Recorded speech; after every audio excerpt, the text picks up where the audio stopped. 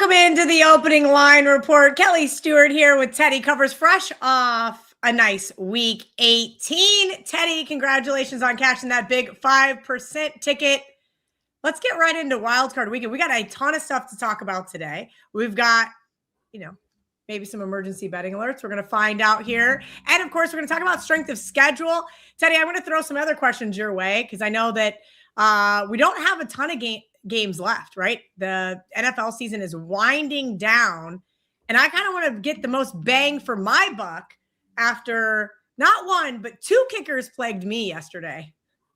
Yeah, I got lucky this weekend. I had a pair of games coming through the back door. Neither one was the right side, including Carolina. New Orleans cashed another ticket for me. It's been a real good run down the stretch of the NFL season for the client and I, 12-5 over the last 5 weeks of NFL action. So I'll take a 70% run anytime. The Sundays were really good down the stretch. I think my last 8 Sundays hit 60, better than 67%, 70%, 16-7.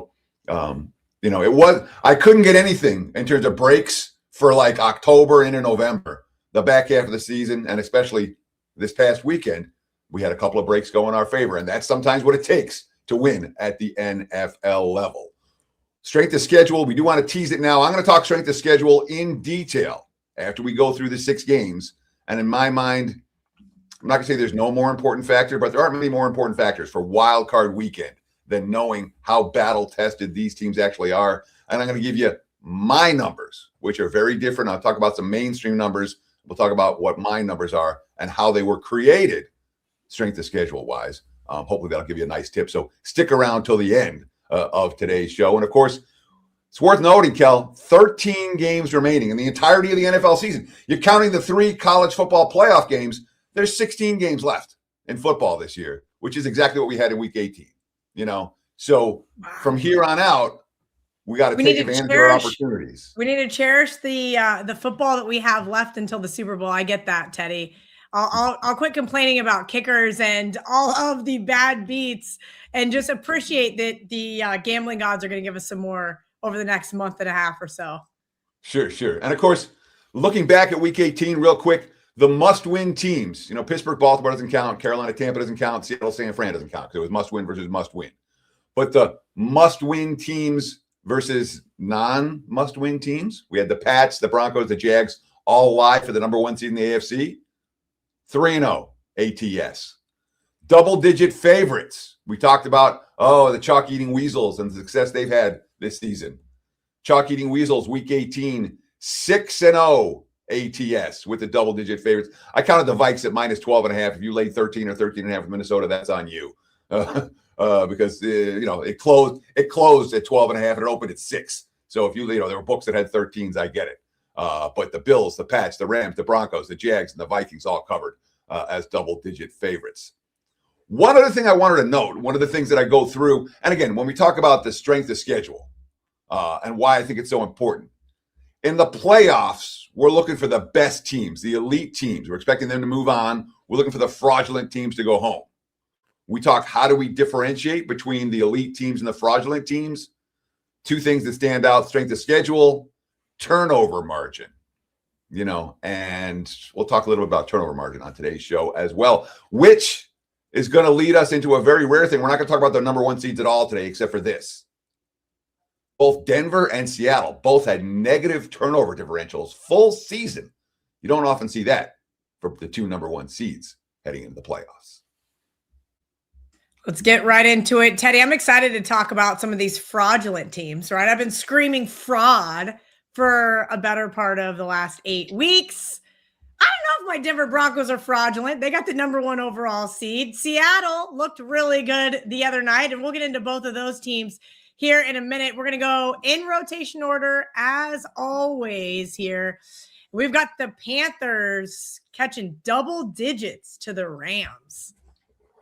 Yep, we have no look headlines. I don't have look headlines. I'm sure they were out there somewhere for some people, but there were so many of them.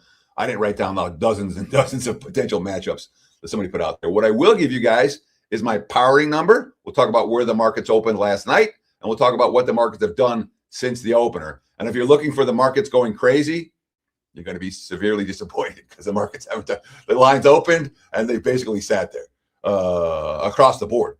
My powering number, Rams, Panthers, has LA minus 8.5. I have a 10-point differential. I give Carolina. And there are situations in the playoffs. Normally, I'm going to give a 1.5 for home field.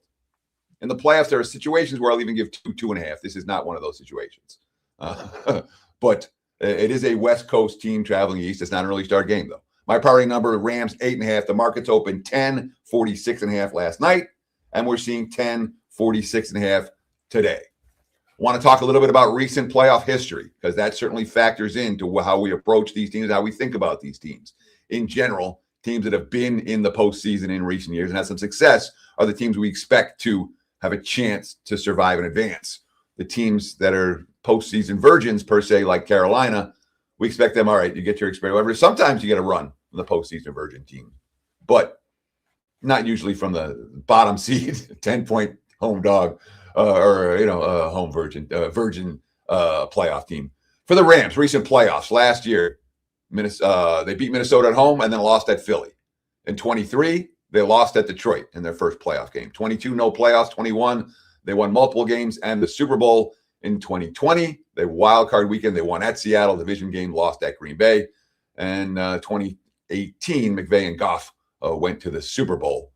So they have had A, significant playoff experience, B, significant playoff success in recent years, including a playoff win last year at home. They have not won on the road in the postseason since that Super Bowl era in 2021, Super Bowl victory in 2021.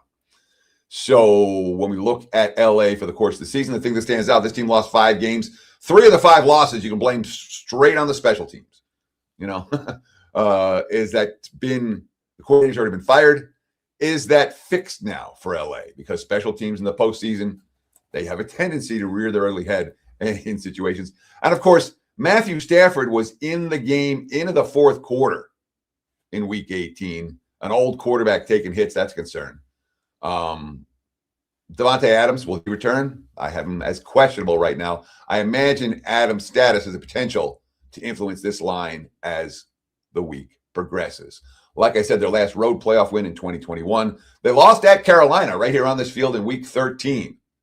If you remember the game, and I do, the Rams only had 5 third downs in the whole. I mean, they moved the ball up and down the field. They scored 4 touchdowns, but wasn't Matthew Stafford's best game. After the game, his quotes were, "I stunk today." Carolina went 3 of 3 on 4th downs. They were +3 in turnovers. Stafford was throwing picks, included a pick 6. And ended up being a 3-point game. With, again, Carolina 3 of 3 on 4th downs and +3 in turnovers. And it was a 3-point game. So if Carolina converts every 3rd down and is +3 in turnovers today on Saturday, they got a chance here. But obviously, we wouldn't expect that in a rematch. And of course, this is a Rams offense that scored 30+ in 10 games. Stafford, 4,700 passing yards, and led the NFL 46 touchdowns. Offense was real good. Defense was not elite down the stretch. We'll see if that comes into play when you talk about a team laying doubles on the highway. Carolina's a really interesting team. They lost week 1. Their first game off a loss, therefore, this year was week 2. Since that time, since that week 2 game off a loss, Panthers have had 8 of them. 8-0 against the spread off a loss this year. They just lost their 9th game on Saturday in the muck at Tampa. Obviously, they backed into the playoffs, the team the public and the betting markets do not like. From a strength of schedule standpoint, Sacramento had them, from a how good are the teams standpoint, Sacramento had them number 23 out of 32 teams, right ahead of Washington and the Giants. And they dropped to 24 after week 18. So there's certainly, from the mainstream perspective, and from my priorities too, Carolina, there's everybody else, there's Carolina, which explains why they're 10-point home dogs. Obviously we had the 5% big ticket winner with the Panthers on Saturday. That was a bet against the Bucs as much as anything. That being said, I thought Carolina would come to play. They've been exceptional in this awful loss role, and certainly, fortuitous cover. It was unlucky with the bad play call on the flea flicker fumble in the rain in the end zone. It was unlucky with multiple ref calls, obviously, including the awful offensive pass interference call that legitimately changed the game. But they had the blocked field goal that made all the difference in the point spread. They had the 4th and 8 heave. They had an incredible touchdown catch from Coker. We escaped the field goal try on the drive. We escaped the potential safety and the almost pick six on the first down and the fumble Ruski on the final play to only lose by 2. It was lucky. I'll take it. I got to be lucky sometimes. Carolina in that game, by the way, 1 of 8 on third downs. They had 3 turnovers, -2 in turnovers. They failed the test. All right, you're supposed to go to Tampa. All right, you're a playoff team. Show me. And they weren't good. They failed, but they get a mulligan and a chance against a team they've already beat. So this is not the most confident team right now, clearly. And I don't do this very often, but I want to revisit a quote from last week's show. After Carolina was non-competitive in defeat against Seattle, I said, is this a shot at the offensive coaching staff in Carolina? This is a Bryce Young quote from 2 weeks ago after the Seahawks pounded them. Quote, credit to them. They made adjustments to the game plan and did a better job of executing it. We're going to go up against different schemes and teams that are going to make adjustments. We need to be able to react to that and counter it. We will watch the film and learn and grow from it. That, to me, felt like a veiled shot at the coaching staff. And you know what? The offense sucked again on Saturday, for what it's worth. They got the money. It certainly wasn't a right side. And Carolina, from a betting market perspective, this is the most disrespected team still standing. And, of course, there's no recent playoff history. First appearance since David Tepper bought the team in 2018. So Tepper doesn't have to throw drinks at fans. He can actually watch a playoff game this time around. Yeah, Teddy, I think somehow getting to cash that Carolina NFC South ticket was the lone bright spot of my Sunday, but I have not a lot of faith in this Panthers team going forward. Maybe they can get in a backdoor cover for their backers. We'll see. The Rams on the East Coast have been rather interesting this year. Let's go to a game where we're talking about frauds. Sean's in the comment section. Bears are confirmed frauds. Teddy, Packers taking on the Chicago Bears. Soldier Field. This line's bounced back and forth since the opening. I tried to grab both sides on a teaser. Wasn't able to get it done. But I think this is going to be one of the more telling games of the week. They split this rivalry this year once. Lost at Soldier Field, won in Green Bay. Back at Soldier Field. Kind of let me know what you think here. Are the Bears frauds? So these two teams played, just a couple of weeks ago? Yeah. And the Packers had the game. It was all over. All they had to do was recover the onside kick, and they couldn't recover the onside kick. And Chicago went down and scored a touchdown, and they went down and got the game-winning score. And it wasn't a fun result for myself or my clients in that ballgame. That being said, it's a Packers team that's found ways to lose games like that this year. Let's be real. Powering number, Green Bay, Chicago at Soldier Field. My number is Pick'em. The markets opened last night. There were -1s for the Packers. There were -1s for the Bears. There were Pick'ems out there. I graded as Pick'em as the opener. 46.5 the total. What are we seeing today? -1s for the Bears. I am seeing -1s for the Packers out there. You can get one at FanDuel right now. A 46, the prevailing total. So we have seen a little bit of under money come in for this one. And when I say a little bit, I mean a little bit, But that being said, Green Bay, Chicago, where's the money going to come? You talked, Kelly, a moment ago about how the Bears are being viewed as a fraudulent team. And certainly from your standard metrics, all right, turnover margin, number 1 in the NFL in turnover margin, +22. And the betting markets, when it comes to the postseason, they don't expect teams that have lived off turnover margin all year to continue that because they're facing better opponents, teams that don't turn the ball over. Of course, the Bears don't have much recent playoff experience since losing to the Colts with Rex Grossman at quarterback in February 2027. That was the 2006 season. The Bears have 3 playoff appearances in the last 20 years. 1 win. That came in 2010. So, they, quote, stumbled into the playoffs, back-to-back losses, although they did get the number 2 seed with Washington beating Philly, which speaks volumes about one of the things I've been talking about. Teams don't care about seeding. Once they're in, they get a bye week. It's something. That's a motivator. Seeding doesn't matter. Obviously, Philly rested starter. Chicago didn't care.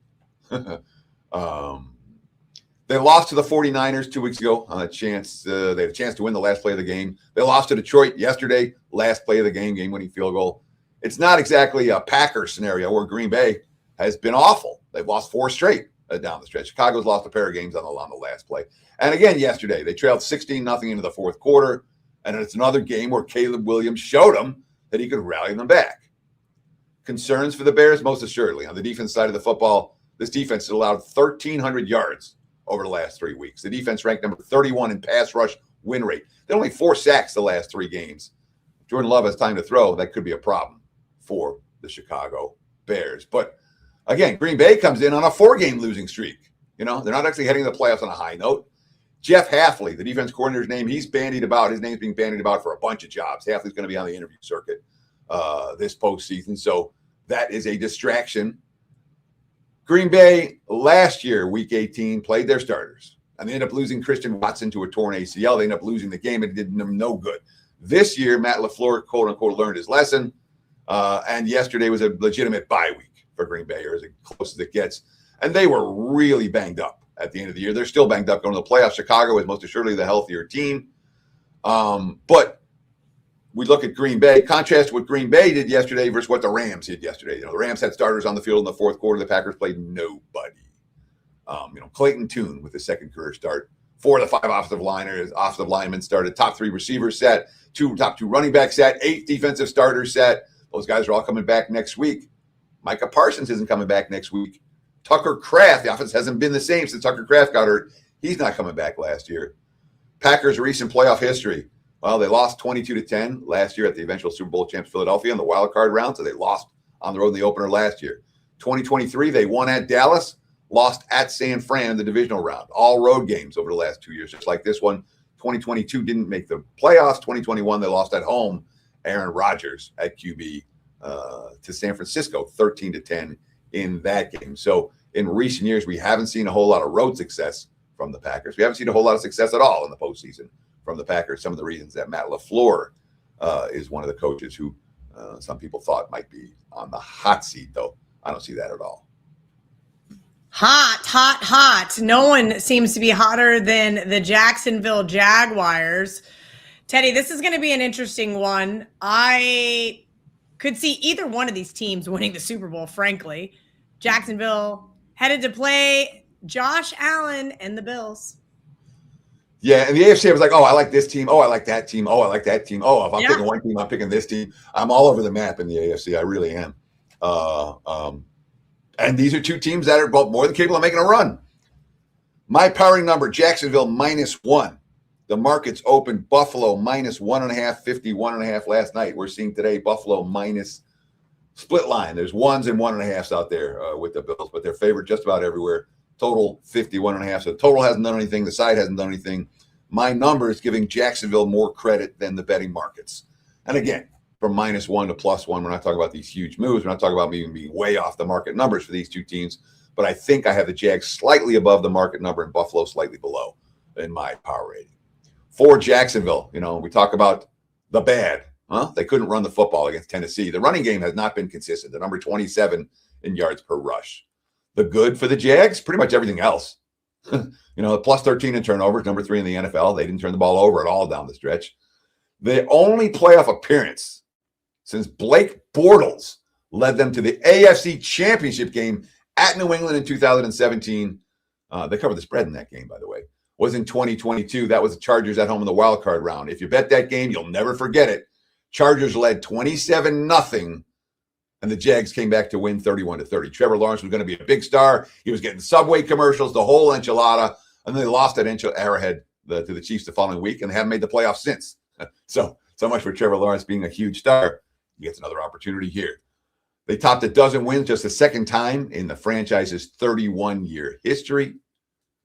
Liam Cohen, first-time head coach, quote, today's the biggest game in franchise history because it's the next one. That's it, because it's the next one. That's been the mindset and mentality of this group. They've stayed even-keeled. There's confidence. This team has confidence. We're not overlooking anyone. They know whoever comes here has to play us. The tight end, Brenton Strange, talking about Trevor Lawrence. And if Trevor Lawrence can be the next Josh Allen, quote, he's a special dude. He's done it over his career. He's doing it at a super high level right now. He's a great leader for our team. Comes out and sets the tone for us every game. Trevor's being Trevor. Trevor is special. So there's certainly a case to be made here for Jacksonville, who is the hottest team in the league right now. As for Buffalo, it's the 7th straight year they've been in the playoffs. Sean McDermott haters need to remember where this franchise was when he got here, which was bottom feeders. And they've won at least one game every year, 2020, 21, 22, 23, 24. Each of the last 5 playoffs, they've won a playoff game, at least one. They lost twice to KC in the conference championship game. They did lose twice at home in 22 and 23, but they've won at least one game every season. Last year, they blew out the Broncos, beat the Ravens, and lost in overtime at KC, just short of the Super Bowl. They're coming off a game in which they rested pretty much everyone. Still dominated the Jets. Not hard to do. Josh Allen's got a sore right foot. All right. James Cook, the NFL's leading rusher, he's banged up. The kicker may be a concern here. Matt Prater aggravated a quad injury in the first half. You don't want a kicker injury in a pick-em price game in the postseason. You really don't. And it's worth noting, even though the Bills have won at least one win every year, they've never won a road playoff game under Sean McDermott. 0-5. The last time the Bills won a road playoff game, 1992 in Miami. It's been a while. It has been a while, Teddy Covers. And I got questions in the comments section we're going to get to here in just a little bit. Let's get through some more of these games. We've got the 49ers. Yes, my team to win it all. And boy, do they not look like the team that can even quite possibly win it all. But the good news is neither do the Philadelphia Eagles. Shout out to Dan Alexander. All of his team was rested yesterday, and they had multiple opportunities to win that game, but it just looked like they didn't care. Teddy, when you have teams like that going into week 18 before they go into the playoffs, there's a rust versus rest factor, which we know. Games that matter versus don't matter. But kind of get into that. I saw some of the stuff in your notes to start the show. Talk about how these must-win teams that don't matter, now go into the playoffs. They go in looking to win a playoff game? No, I mean sorry, let me elaborate a little bit more, right? So this is a Eagles team. Midweek, they say, never mind, we're going to rest everybody. Don't win the game. Now they're headed into the playoffs. Does it just not matter? Week 18 is like, hey, no, we got to rest our injuries. Now we're healthy versus a Niners team that did not do that. I think it matters. I think it's advantage Philadelphia in that regard. And again, where teams get into trouble in the postseason, you clinch the first round, you clinch the first round bye, you clinch the number 1 seed, you rest starters week 18, you have a week off, and now it's 3 weeks since you played. And that's too much. And that's why teams that have clinched the bye, a lot of times they'll play guys in week 18. Philadelphia didn't clinch a bye, and Philadelphia didn't care about seeding. They don't care about seeding. They care about making the playoffs or getting a week off. And Philly got their week off this past week. My powering number has this Eagles -6. The markets opened Eagles -3.5 is the biggest differential in any game that I had. So I have a 2.5 point difference here in favor of Philadelphia.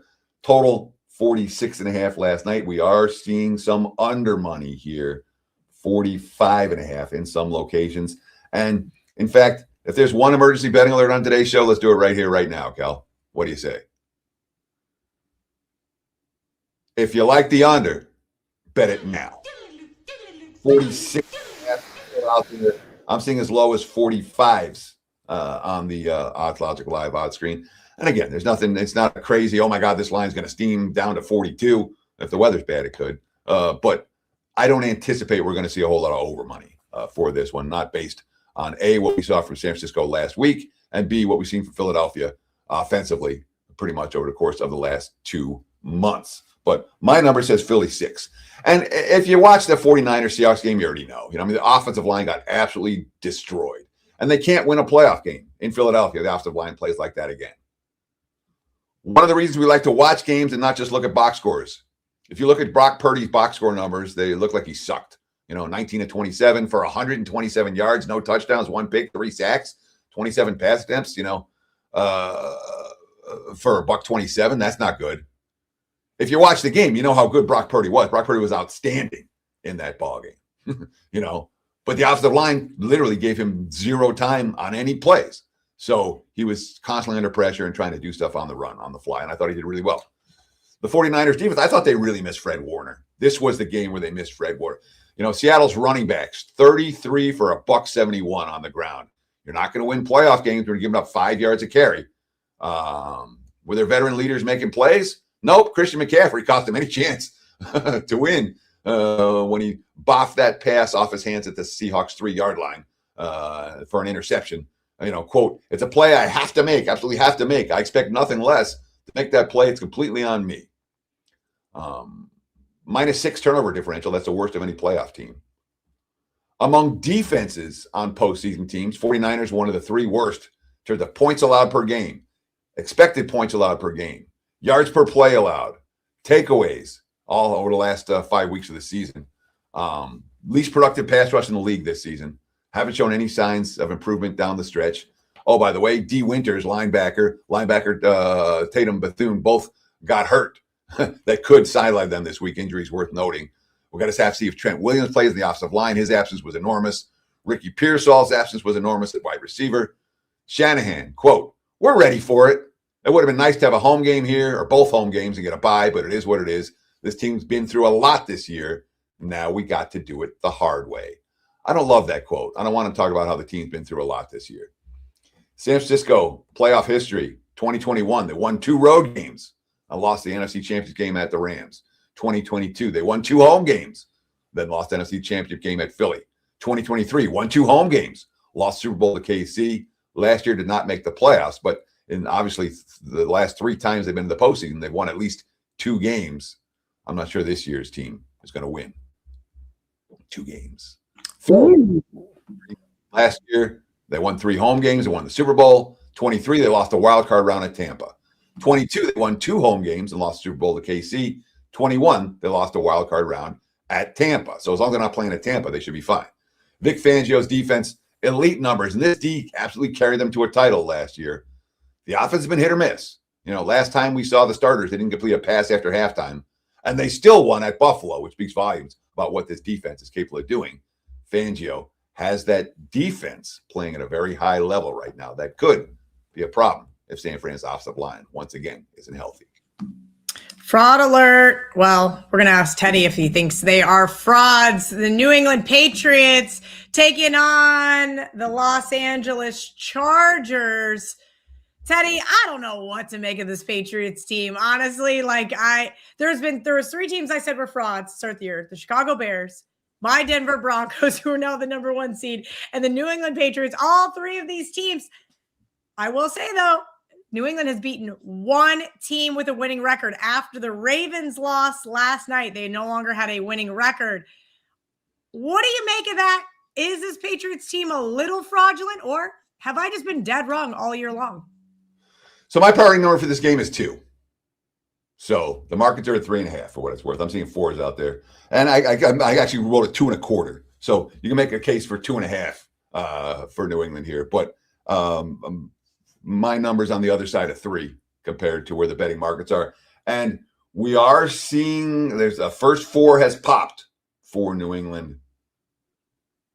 Depending on what the weather forecast looks here. I don't think this line's coming down. So do we say emergency betting alert, lock in at 3.5 now with a 4 popping up? There's 3 with juice and some leading indicator shops. Let's do it. Let's do one more. Bet them now. A -3.5. It's not going to 3. It can only go up. It's not going to hurt you to lock in at 3.5 right now. I'm not convinced it's going to go to the moon, but I'm fairly convinced we're not going to see 3s in this game for the Chargers. And again, my number's 2.25, 2.5. So it's I'm giving you an emergency betting alert for a line that I think is too high to begin with. But let's recognize what the markets are saying. The markets are saying, the Chargers used 29 different offensive line combinations this year. That's 3rd most in the league. They ranked dead last in pass block win rate, 2nd to last in run block win rate. Herbert took a beating this year. They did. The defensive depth is there. They were sitting starters, and they held the Broncos 240 yarders yesterday. 0-3 in the red zone for Denver. Herbert's rested this week. 24, no playoff history success in recent years. 24, they lost in the wild card round at Houston. 22, they blew that 27-0 lead at Jacksonville in the wild card round. Their last playoff win came in 2018, the wild card round at Baltimore. They lost at New England the next week.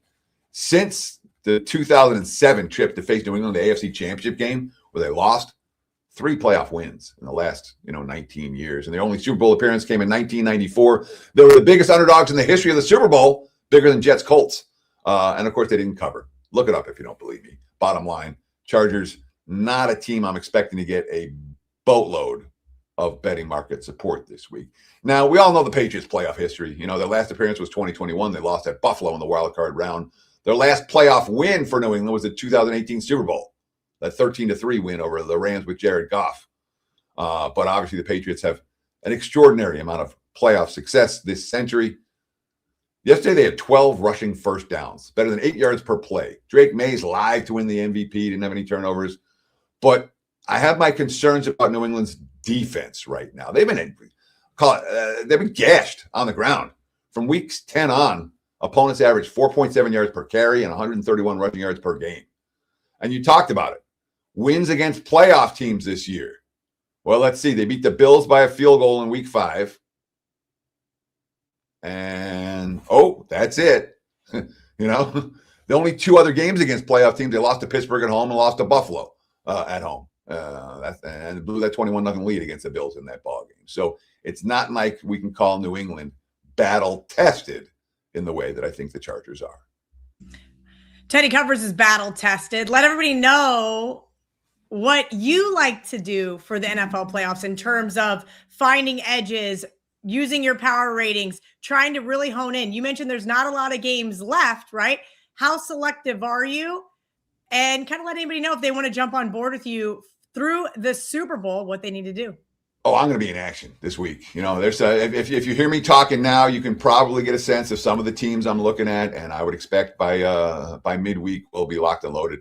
I may be able to have something up for $5 Tuesday tomorrow. We'll see.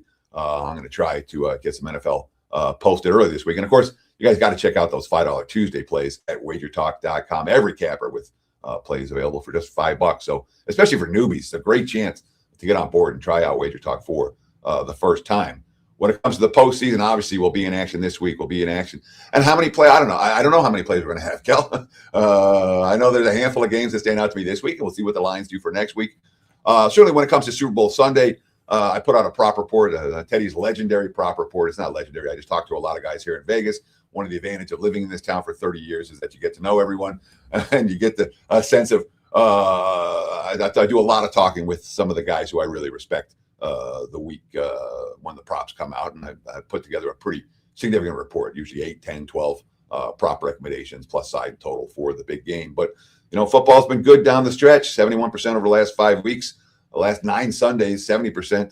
So we're making some money. We've had some real good postseasons in recent years as well. So visit the homepage, wt.buzz/TC, or visit the website, WagerTalk.com, to get on board. All right, let's keep it going. Here's an interesting, I don't know what to make some of these teams, Teddy. I really, really don't. The Houston Texans, I keep thinking they're good, and then they just let me down versus subpar teams like the Raiders yesterday. Woo, boy, was that an interesting one versus the Colts. And then the Steelers last night. Did the Steelers win that game, Teddy, or did the Ravens lose it? How did you view that game? I watched start to finish. I had the over. I don't know how I got to cash that. That looked dead on arrival at halftime. Sure. But it was exciting second half. I will say this, Aaron Rodgers at times looks 42, and then he went off on a run, and I thought, hey, Aaron's not as slow as I thought he was. But ultimately, I thought the Ravens were the better team on the field, just continued to beat themselves like we've seen them do all season long. Sure, and in many previous postseasons. Baltimore, since the lights went out game in the Super Bowl, Baltimore's had an extraordinary, we can call it bad luck. They found a way to beat themselves. So Pittsburgh won. Pittsburgh rallied from behind multiple times in the fourth quarter. We got to give them credit for that. But Pittsburgh's defense blew the lead and gave up what should have been the game-winning 44-yard field goal attempt. So We'll call it, did Pittsburgh win it or Baltimore lose it? A little bit from column A, a little bit from column B. My powering number, Houston minus 2.5. The market's open 3/3.5. I'm seeing 3.5s and 3s out there now. I'm not sure where it's going to land. If it's going to land Houston 3.5 or Pittsburgh, if you want Pittsburgh plus 3.5 or Houston minus 3, it wouldn't be a disaster to lock in now on either side. I really don't have a sense of which way the markets are going to move on this game. I know there's not much support out there for Pittsburgh, but I'm confident that there's certainly public love for Aaron Rodgers and some disrespect for Houston being asked to win by margin in the cold on Monday night. So where's this line going to go? I don't know. 3 with 3.5, maybe the smart thing to do is grab the 3.5 if you like the Steelers now. But I really don't have I can't emergency betting alert. I'm not convinced I know which way this line is going to move. And of course, you talked about the end of that game. The pitchy woo on the final play got the Houston another defensive touchdown. Still didn't cover 9.5. Texans plus 17 turnover margin. That's number 2 in the NFL. Sometimes we think the turnover margin teams are a little bit fraudulent. So Houston, worth noting, Houston's plus 17. Recent playoff history, 24. They beat the Chargers in the wild card round, lost that KC division round. 23, blew out Cleveland in the wild card round, lost that Baltimore division round. So they've won a playoff game each of the last 2 years in comfortable fashion on this field. You know, C.J. Stroud, D'Amico Ryans, 3 years, 3 playoffs that won at least one game the first 2 tries. Defense, elite, top 10 versus the rush, top 3 versus the pass. They go into the playoffs on a 9-game winning streak. Davis Mills saved their season. He did what Carson Wentz couldn't do in Minnesota, or Joe Flacco in Cincinnati, or Phillip Rivers in Indy. He kept the team winning when the starting quarterback went down. And of course, Houston, talk about confidence level. They're only the 5th team since 1990 to open a season 0-3 and reach the playoffs. I didn't love either one of these quotes, I'll be honest. Here's D'Amico Ryans talking about the team in the past tense. Quote, our guys were able to accomplish a lot of great things. No matter how dim it looked, I'm proud of our guys for continuing to battle every single week and finding ways to win games. Now we finish on a high note to win against a really good team. I don't love that tense-wise. It's one of the mental things, and maybe I'm overreacting to it. Derek Stingley, the defensive back, quote, we treated every game like it was a playoff game. So that's how we went on our streak, winning all these games down the stretch. That concerns me. I want a team that can dial it up a notch right now. Houston's saying, he's saying, we played at the max level this whole time. So for whatever that's worth, I don't know if that's bet against for Houston. I do know that the markets aren't undervaluing the Texans in this point spread range. As for Pittsburgh, you talked about it. The defense failed to hold the lead twice in the fourth quarter after Rodgers drove them down the field for the lead. And they had a missed 44-yard field goal. And not a 54-yarder or a 64-yarder. It was a 44-yarder. That's end of the playoffs. So obviously lucky. Recent playoff history for Pittsburgh. They made the playoffs in 2017, in 2020, in 2021, in 2023, in 2024. Won and done every single time. Lost in the wild card round every single time. All 4 losses since 2020 have come by double-digit margins. Non-competitive in defeat for Mike Tomlin's squad. Aaron Rodgers' last playoff game, he lost at San Francisco at home 13-10 in 2021. It's been a while for him. Since the Super Bowl win in 2011 for Aaron Rodgers, 7 playoff wins, 9 playoff losses. He won more than 1 playoff game in a season only once, 2018, when they lost the NFC Championship game to Atlanta. He also reached the conference championship game in 2021 with Green Bay, lost to the Bucs in that one. But Pittsburgh, certainly a team that the betting markets do not respect right now. And that's clearly indicated by Houston laying more than a field goal here. All right, Teddy, we've got, let's call it like 10-ish minutes to go over some other stuff. Do you want to take some questions from the chat? Do you want to go into strength of schedule? Or I got to talk strength of schedule first, and then we'll talk about first. Okay, yeah. Perfect. Let's do that first, because I think this is one of the more important things from a power ratings perspective. How much do you measure strength of schedule, right? So when you put in your weights, is strength of schedule going into the playoffs pretty heavy? Yes. For the wild card round, it's as big a factor as there is. All right, in my opinion. Okay, there's always and certainly when you look at the mainstream strength of schedule numbers, I have huge differences between the mainstream numbers. This is how I do my strength of schedule. I go through every team every week and look at the my power rating number for their opponent on the game the week was played. Did you play Indy when they were good, or did you play Indy when they were bad? At the end of the season, the markets don't, the Colts have a record, and you're not going to get any differential. Did you get Indy when they had Daniel Jones behind QB or not? Did you get Jacksonville early in the season when they struggled, or Jacksonville when they were on a roll late? Did you get Houston early in the season when they struggled, or Houston when they were on a roll late? Did you get Green Bay when Jordan Love was healthy, or Green Bay when Jordan Love wasn't? And on down the line. What you get from the mainstream numbers is none of that nuance. What you get from my numbers is all of that nuance. My powering numbers, strength of schedule numbers, all right? I'm going to go through the 14 playoff teams from toughest to weakest. And there's a bunch in the middle. There's one that stands out as by far the toughest schedule of any playoff team, and that's the Philadelphia Eagles. The Eagles are battle-tested based on my powering numbers on the week the game was played. Philly's average opponent was nearly a point better than any other team in the playoff field. That's significant. Philly's battle-tested. After Philly, we got Green Bay, the Chargers, the Bills, the Steelers, the Panthers, the Texans, the Rams, the Bears, all kind of grouped really tight together. We'll call them middle-of-the-pack strength of schedule. Eagles toughest, all those teams middle of the pack. We've got 5 teams with a notably weak strength of schedule, including the weakest of them all, which is New England. New England strength schedule, again, I've been doing this for a long time. New England strength schedule, I believe, is the weakest that I've ever seen for any team ever. They played bottom feeders all year long. They're nearly a point worse than the next team, a point weaker for opponent than the next team. I got Denver, San Fran, Jacksonville, Seattle, all as weak opposition this year, did not step up in class. So Seattle, Jacksonville, San Fran, Denver, all weak. New England, really, really, really weak.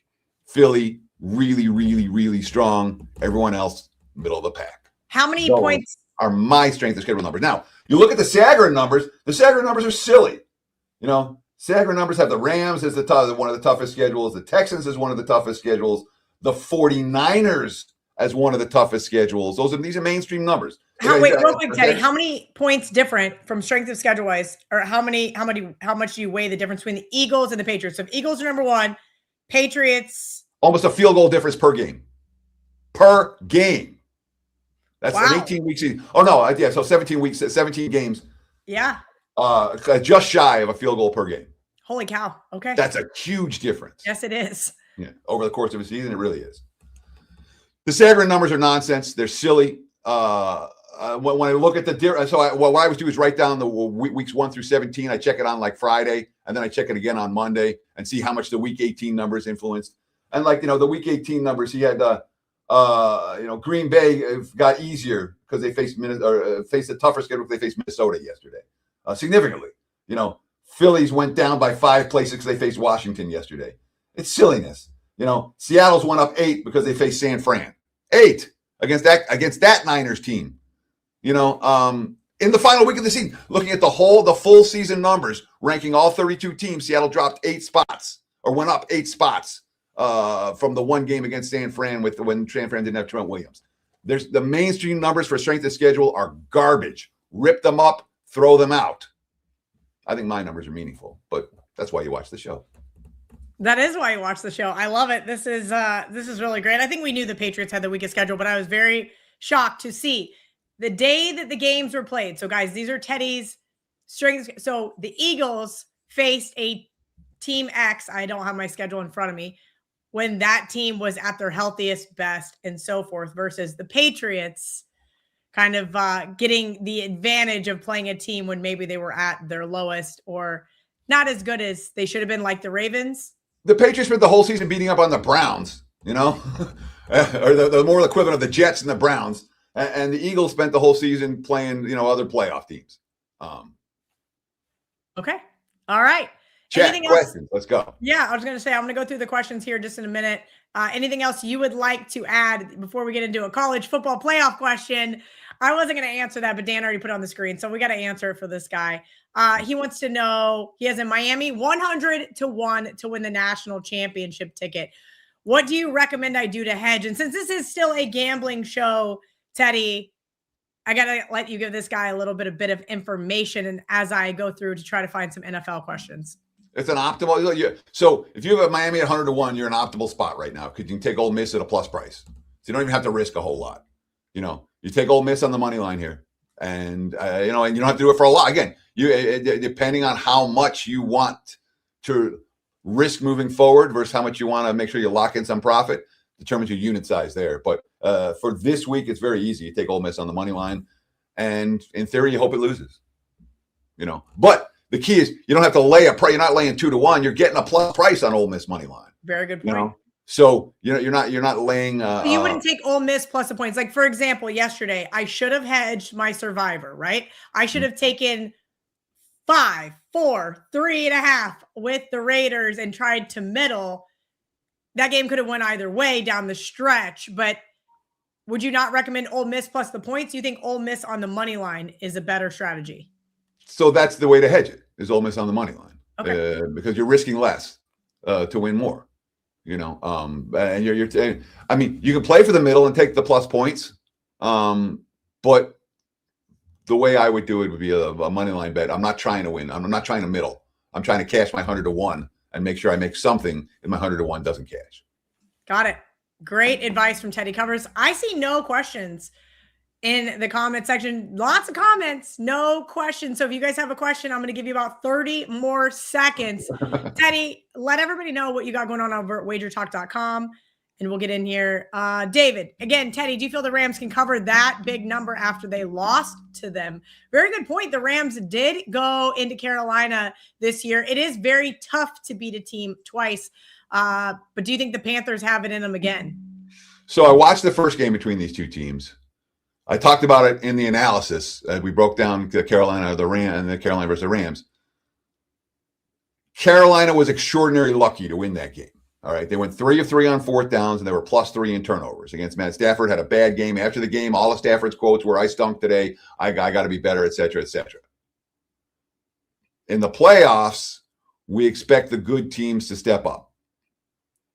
I had my fun with Carolina in Tampa yesterday. And certainly the fact that the Panthers beat the Rams the first time ensures we're going to get to LA being interested. So the price isn't right. I'm not excited about laying doubles here, but this is not, I'm not expecting that I'll end up on the dog in this one. It's not a game I'm likely to play. Teddy, I know that Super Bowl futures don't hold a lot of plus EV, but I am going to put you on the spot here. They want to know, who is your Super Bowl champion? So it's really funny because yesterday doing the End Zone Live, we all had to just pick some team, and it didn't matter what the price. And I'm like, I'm going to go with the Chargers. I'm like, no, I'm like, exactly. That's some team no one's talking about. I'm like, and I think Herbert is a Super Bowl caliber QB, and I think they have a Super Bowl caliber defense, and no one was talking about the Chargers. So I think the Chargers are live. And then I look at the Texans. I'm like, man, the Texans are live. I look at the Jaguars. I'm like, man, the Jaguars are live. You did mention that you're kind of obsessed with the AFC right now. If there was one team, and actually, I think this might be a different conversation. I'm flipping on conversation. If there's one team that if I'm betting one team right now, it's Philadelphia. They're the defending champs. They've been there. The strength of schedule is there. We know how good the defense is, and someone's going to have to go in there and beat them. And it's like they can't go off to Seattle and win. They can. We'll see how many playoff wins the Seahawks have this year. Eagles.